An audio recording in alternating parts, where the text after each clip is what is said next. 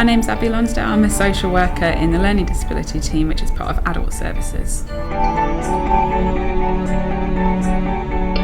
We are going to see Jackie, who's a lady I've been working with, and I met her when she lived at home with her mum and her dad. She went into hospital with some health problems, and the result was that she had to have her leg amputated. So we're looking to rehouse and try and find suitable housing for the whole family so Jackie can go and live with her mum and dad again. She's in her 50s. She lives at a residential home in Rustington.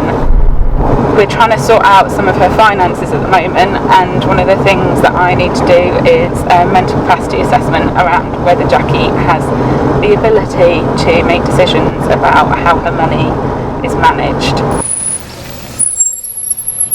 The assessment involves establishing Jackie's ability to manage her own money and to make decisions about how her money should be managed in future. Do you remember what we're going to do today? Money. And what we're going to test? What we're going to... How good you are. How good you are. Is that okay? Yeah. Got lots of questions to ask you. So we'll do a number of tests looking at whether she can recognise certain types of money, whether she can identify coins and notes. We'll also look at some more abstract concepts to do with money, such as banking or post offices, credit cards, debit cards. We'll look a little bit at her ability to do arithmetic, adding and subtracting, a little bit about value for money, and we'll give her some items to look at and see if she can decide what's cheap and what's expensive, and what she would pay for something normally, which would be quite difficult for her considering her lack of experience in buying things. We'll do a little bit of looking at the options around who can support her with money and why they would support her, and see what rationale she can give, and then we'll make a plan about what she wants to do with her money and how she wants to be supported with it. And I will look to making sure that her wishes are very important in what we write up. So then I'll go back to the office. I'll have a look at the scores that Jackie presented with. From the assessment, we'll do a bit of adding up. I'll probably talk to other professionals in the team who've had a bit of time with Jackie and who know her quite well, and see what they think, because we just need to find out what they think Jackie would want and what they think Jackie's abilities are based on her experience of money and managing her own money. When assessing a client's needs, you normally spend quite a lot of time with them. You might observe them. You'd also talk to their carers, their family, their friends. Quite often you'd use other professionals in the team, like occupational therapists, physiotherapists, speech and language therapists, psychologists, psychiatrists, and you'd use their specialist knowledge as well, and you can use that information to help inform your assessment. I think everyone practices individually.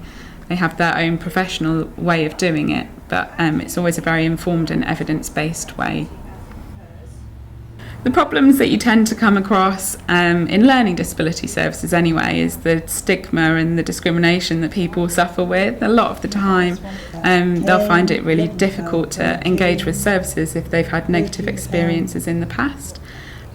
So when I was at university, I had 3 voluntary jobs working with vulnerable adults mostly, and it was that work that inspired me to thinking that I could go and do social work. If you read about social workers in the news, normally there's a lot more going on than you might be made aware of. So currently I'm working with 29 different people as the allocated worker for social work side of the team. I really love the team that I work with. I love the job that I do. My role lets me work with people who you wouldn't always see in day-to-day life or get to know. So it just offers you more of an experience, and it makes you very humble when you compare your life and your challenges to the challenges that somebody else faces every day with everything and every task that they have to do.